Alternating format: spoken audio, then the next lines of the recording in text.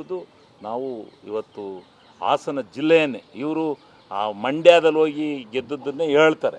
ಆದರೆ ನಾವು ಹಾಸನದಲ್ಲಿ ಅವ್ರ ಬುಡನೇ ಕೈ ಹಾಕಿದ್ದೀವಲ್ಲ, ಅವ್ರ ಬುಡಕ್ಕೆ ಕೈ ಹಾಕಿದ್ದೀವಲ್ಲ. ಹಾಸನದಲ್ಲೇ ಅವ್ರ ತವ್ರ ಮನೆ, ಆ ತವ್ರ ಮನೆಗೆ ಕೈ ಹಾಕಿ ಅವ್ರ ತವ್ರ ಮನೆಯಲ್ಲಿ ಅವರನ್ನು ಸೋಲಿಸಿರ್ತಕ್ಕಂಥದ್ದು ಬಹಳ ಅತಿಶಯೋಕ್ತಿಯಾದಂಥ ವಿಚಾರ. ಅವ್ರು ಇಲ್ಲೆಲ್ಲೋ ಮಂಡ್ಯ ಇದರಿಂದಲೇ ಗೆದ್ದಿರ್ತಕ್ಕಂಥದ್ದು ಅತಿ ಮುಖ್ಯ ಆಗಲ್ಲ. ಅದು ರಾಜಕಾರಣದಲ್ಲಿ ಮುಂದೆ ಪ್ರಶ್ನೆ ಇದೆ. ಆ ಹೋರಾಟ ನಾವು ಮಾಡ್ತೀವಿ.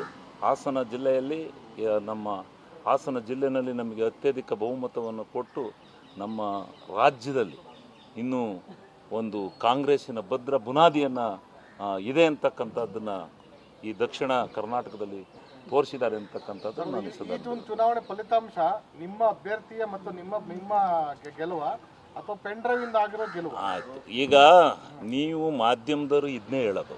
ನೀವು ಯಾವತ್ತು ತೋರಿಸಿರಿ ಹೇಳಿ ಪೆನ್ ಡ್ರೈವ್? ನಿಮ್ಮ ಇದರಲ್ಲಿ ಅವನು ಫಾರಿನ್ಗೆ ಹೋಗಿ ಆದ 2 ದಿವಸದ ಮೇಲೆ ಅವನು 26 ಕೋಟಿ ಆಗಿ ಫಾರಿನ್ಗೆ ಹೋಗಿದ್ದಾನೆ.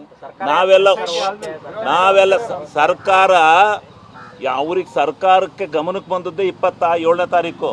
27ನೇ ತಾರೀಕು SIT ರಚನೆ ಮಾಡಿ ಆದಮೇಲೆ ಅವನು ಮೊದಲನೇ ನಿಮ್ಮ ಮಾಧ್ಯಮದವರಿಗೆ ಮತ್ತೆ ಎಲ್ಲ ಅದು ಯಾರ್ಯಾರು ಪೆನ್ ಡ್ರೈವ್ಗೆ ಹಿನ್ನೆಲೆ ಇದ್ದರೂ ಅವರೆಲ್ಲರೂ ಯಾವುದೇ ಕಾರಣಕ್ಕೂ ಪೆನ್ ಡ್ರೈವನ್ನು ಅವನ ಅಶ್ಲೀಲವಾದಂಥ ದೃಶ್ಯಗಳನ್ನು ಮಾಧ್ಯಮಗಳಲ್ಲಿ ಪ್ರಸಾರ ಮಾಡ್ಬೋದು ಅಂತ ಕೋರ್ಟ್ನಲ್ಲಿ ಸ್ಟೇ ತಗೊಂಡಿದ್ದ. ಅವನು ಸ್ಟೇ ತಗೊಂಡಿದ್ರ ಪ್ರತಿಫಲ ಯಾರೊಬ್ಬರು ಅದನ್ನು ಈಚೆ ಕಡೆಗೆ ತಳ್ಳಿಲ್ಲ. ಯಾರ ಹತ್ರ ಒಬ್ಬರು ಇದ್ದರೆ ಅದನ್ನು ಯಾರಿಗಾರು ಒಬ್ಬನಿಗೆ ತೋರಿಸೋದು ಬಿಟ್ಟರೆ ಇನ್ನೊಬ್ರಿಗೆ ತೋರಿಸಿಲ್ಲ. ಅದು ಪೆನ್ ಡ್ರೈವ್ ಹೊರಗೆ ಬಂದದ್ದೇ ವೋಟ್ ಹಾಕಿದ ಸಾಯಂಕಾಲ 7 ಗಂಟೆ ಮೇಲೆ ಪವರ್ ಟಿವಿಯನ್ನು ಒಬ್ಬರು ಮಾತ್ರ ಈ ರೀತಿ ಆಗಿದೆ, ಇದು ಪ್ರಜ್ವಲ್ ರೇವಣ್ಣಂದು ಅಂತ ಮುಖ ಹೇಳಿದ್ದು.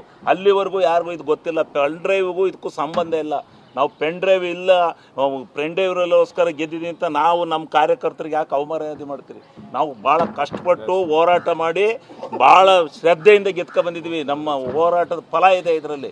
ಅದು ಬಿಟ್ಬಿಟ್ಟು ಯಾವುದೋ ಪೆನ್ ಡ್ರೈವ್ಗೆ ಯಾಕೆ ಹಾಕ್ತೀರಿ? ಪೆನ್ ಡ್ರೈವ್ ಬಂದದ್ದು ನೀವು ತೋರಿಸಿದ್ದು ಯಾವತ್ತು ಹೇಳಿ?